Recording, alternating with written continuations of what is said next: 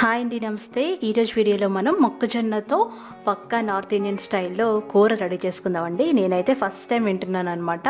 నాకు నిజంగా తెలియదండి, చాలామందికి తెలిసే ఉంటుంది. అంటే స్వీట్ కార్న్తో కర్రీ అనమాట. చాలా చాలా టేస్టీగా ఉంది. రోటీ చపాతీకి సూపర్ కాంబినేషన్ అండి. అన్నంతో కూడా తినొచ్చు. మరి దీన్ని ఎలా తయారు చేయాలో నేర్చుకుందామా? ఒక స్వీట్ కార్న్ కోసం నేను ఇవన్నీ తీసుకున్నానండి. ఒక పెద్ద ఉల్లిపాయ, 4-5 పచ్చిమిరపకాయలు, ఒక 5-6 వెల్లుల్లి రెబ్బలు కోర్స్గా గ్రైండ్ చేసి పక్కన పెట్టుకోవాలి. అలాగే ఒక మొక్కజొన్న పొత్తు నుండి తీసిన మొక్కజొన్న గింజలు అనమాట స్వీట్ కార్న్, వీటిని కూడా కోర్స్గా గ్రైండ్ చేసుకోవాలి, వాటర్ పోయకుండా.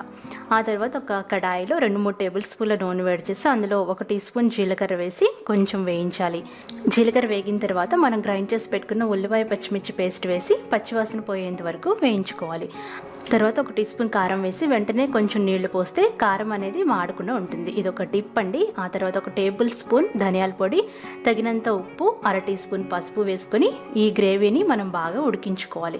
ఎప్పుడైతే గ్రేవీ బాగా దగ్గర పడుతుందో ఇప్పుడు మనం కోర్స్గా గ్రైండ్ చేసి పక్కన పెట్టుకున్న స్వీట్ కార్న్ మిశ్రమం వేసేసి అందులో కొంచెం నీళ్లు పోసి ఈ మొత్తం గ్రేవీ అంతా దగ్గర పడేంత వరకు ఒక 5-6 నిమిషాలు ఉడికించుకోవాలి.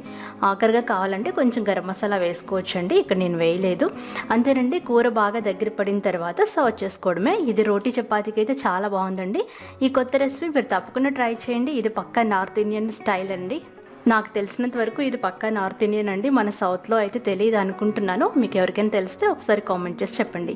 మరి ఈ రెసిపీ నచ్చినట్లయితే లైక్ చేయండి, షేర్ చేయండి, కామెంట్ చేయండి. అలాగే నా ఛానల్ని సబ్స్క్రైబ్ చేసుకోండి.